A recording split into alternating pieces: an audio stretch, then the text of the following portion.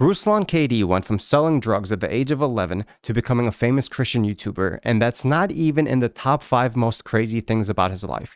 And so before I tell you about how a circumcision he got at a young age saved his life from AK-47s, before I tell you about how he endured sexual abuse in church at a young age, and before I tell you about how a Pizza Hut manager changed the course of his life forever, I just want you to know that this is an accurate representation and a true story of the life of Ruslan KD. And his whole story started with genocide. Ruslan was at home. His mom was with him. She was shaking. She was terrified. The reason why she was terrified is because she was Armenian. And his father was nowhere to be seen because his father escaped from his birth country of Azerbaijan. His dad was able to disguise himself as a police officer and take a train out of the country, but he left Ruslan and his mother behind. Armenians. And the Armenians during this time were being hunted. They were still being hunted in the 1980s as an effect of the aftermath of the Armenian genocide of 1915.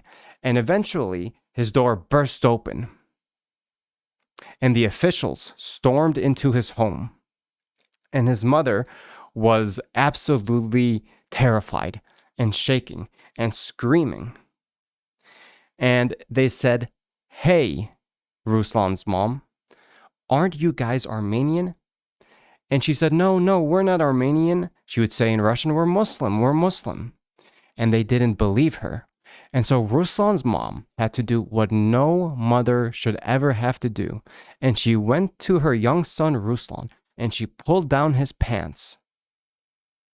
And she said to the officials, look, he's circumcised. Because back in their country, Christians wouldn't get circumcised, only Muslims would get circumcised.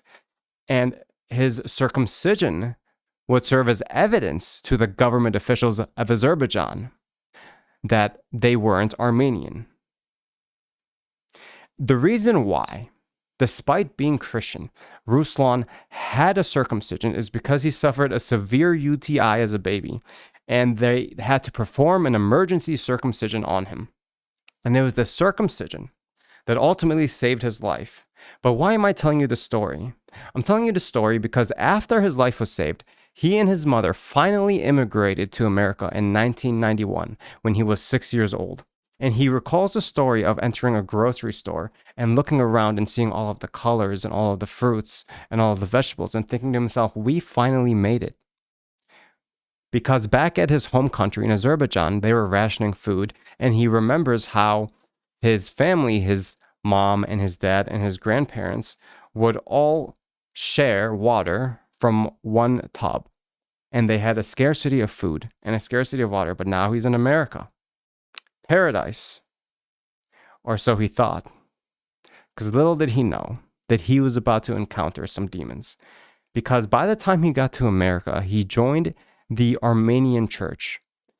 And this provided a sense of community for him and his mother, and he became an altar boy. And his mom thought that they were safe. But she'd be wrong. And I'm warning you, the story I'm about to tell you now, it's a little bit grotesque. It's a little bit 18 plus. So be prepared. Because what happened next was by the time he was 7 years old, he was at church and he found himself cornered by a few older boys. And they were showing him illicit pornography at church. And then after they finished showing him that pornography, they enacted the acts upon him in which they witnessed in the video.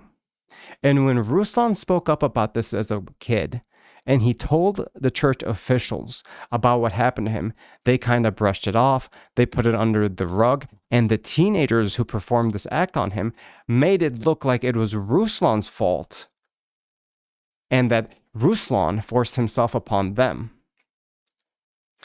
And what's more, Ruslan's dad got remarried, and Ruslan's mom claims that Ruslan's dad got remarried before he even was able to have a proper divorce to Ruslan's mother.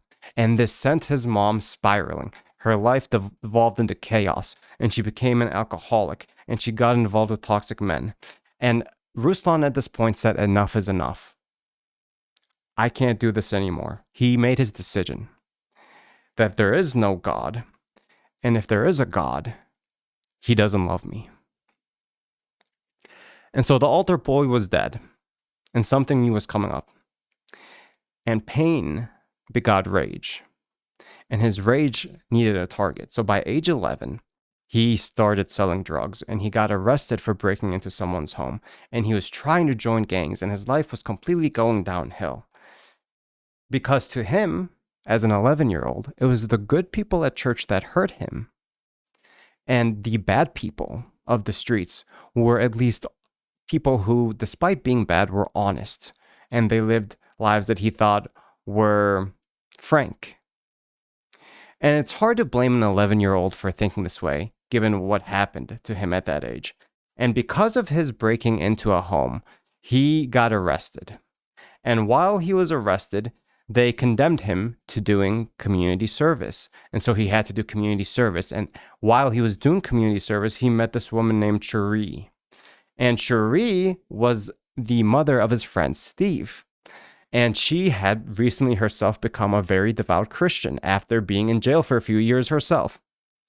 And she helped convert his entire apartment complex to Christianity, or at least put a fire in the people in his apartment complex for Christianity.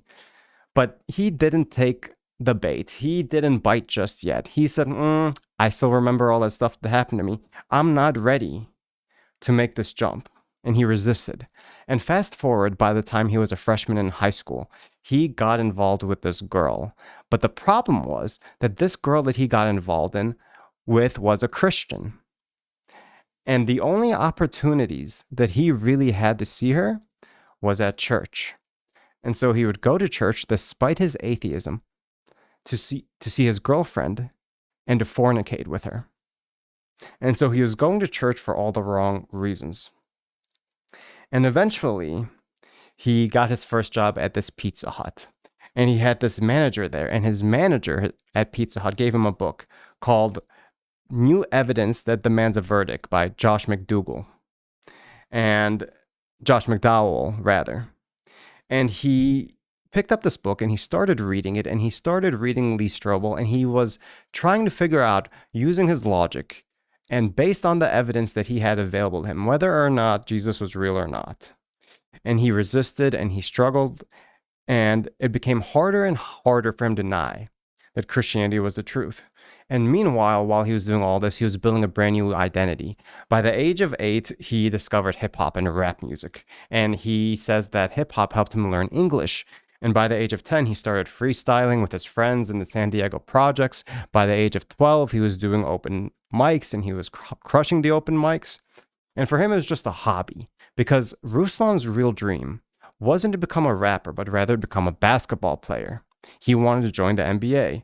But come sophomore year of high school, Ruslan was cut from the JV basketball team. And it was at this point that his dreams were shattered, his identity was gone, his sense of purpose was missing, and so he really only had one thing left. And he turned back to the one thing that he still had hope in, which was his music. And those seeds that were planted earlier from Cherie and from the books that he was reading that were recommended to him by his Pizza Hut manager were finally starting to sprout. Because it was by his junior year that he said he surrendered his life to Christ. But this really wasn't a happy ending for him. This is when things really started getting complicated. Because at this point, he started pursuing that rap career, and he was doing okay in his rap career. And he was really focused on it until the pandemic happened. And because the pandemic happened, of course, he was stuck at home like everyone else. You couldn't tour. And so he took to social media, and he started getting more involved on social media. And because a lot of his followers know that he's a Christian, they started asking questions about his thoughts on Christianity and his thoughts on how a Christian should behave. And so he started doing content that wasn't necessarily music. It wasn't necessarily rap, talking about Christianity in general, reacting to Joe Rogan, for example, from a Christian lens. And this is when his career really exploded and his social media took off. And when he saw that this happened, this is when he decided to make the full pivot to YouTube and take YouTube very seriously. And this is kind of where his career is at today. And he's had some controversy. Some people accuse him for being way too clickbaity. Some people accuse him for being way too focused on making money and ambition and not enough on the spiritual life. And he will push back and he'll say, yeah, it's great that we focus on going to heaven, but we also have to focus on life on earth. And it's been this ongoing contention with him. And this is where he's at now. He's married. He's 40, at least 40. He might be even older now with some kids. And his life is a life of anomaly. He went from surviving ethnic violence that killed thousands to enduring childhood sexual abuse to escaping a life of dealing drugs and of getting involved with gangs to being a militant atheist, eventually turning into a believer who's now reaching millions of people with his platform online. And doing any one of these things in and of themselves is remarkable. But Ruslan just so happened to do them all. And now he has interviews with a bunch of different people from all different walks of life. Atheists, Christians, athletes, anyone who's willing to have a tough conversation. And his story's far from over. Where is Ruslan going from here? Only time will tell.